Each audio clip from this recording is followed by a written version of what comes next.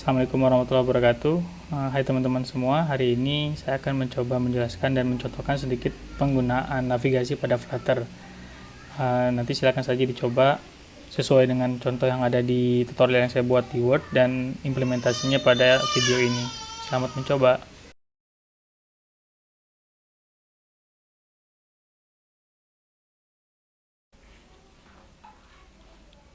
Baik, untuk pertama silakan buat project baru dengan nama flutter underscore route dengan cara flutter create flutter route, lalu tinggal tunggu beberapa saat sampai proses creating selesai.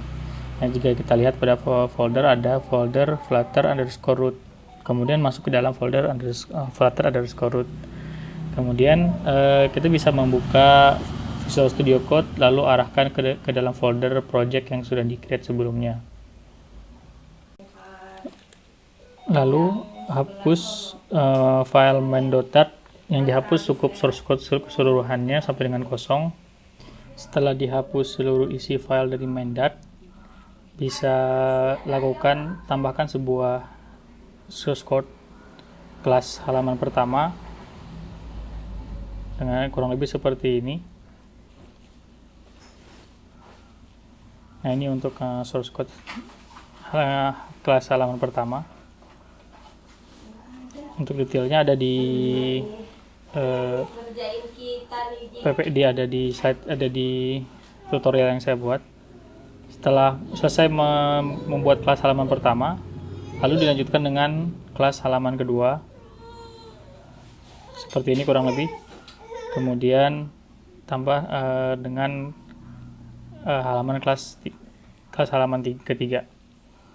Setelah ketiga kelas ini dibuat, kemudian ditambahkan dengan sebuah kelas main yang ada di paling atas di bawah import package flutter material.dart, yang fungsinya di sini nanti untuk memanggil kelas halaman pertama sebagai root-nya, sebagai utamanya.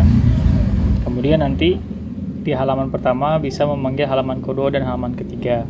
Nah, pada halaman pertama di situ akan memiliki dua buah button, yaitu button untuk pindah ke halaman kedua dan button untuk pindah ke halaman ketiga.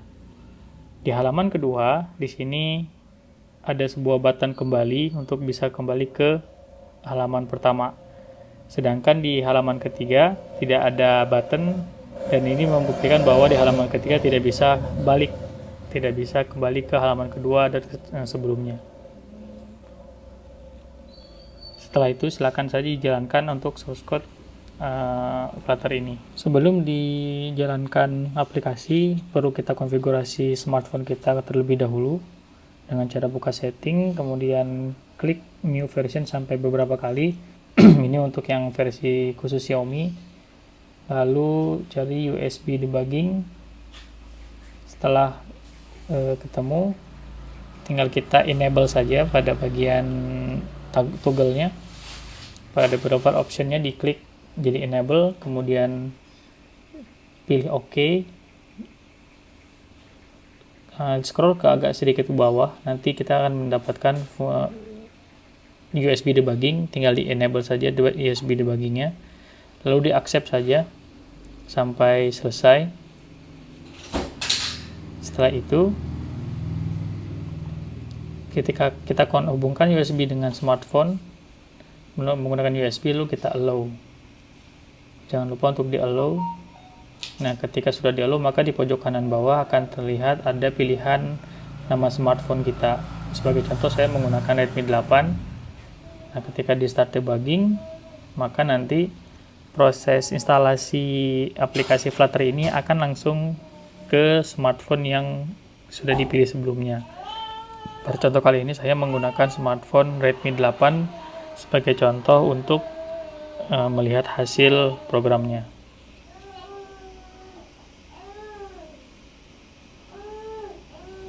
Nah, ketika sudah mulai dijalankan, jangan lupa untuk di allow pada saat ada request permission, karena jika tidak di allow maka nanti akan dianggap sebagai deny. Nah, jika sudah selesai proses debugging dan instalasi ke dalam smartphone, maka otomatis akan terlihat hasilnya.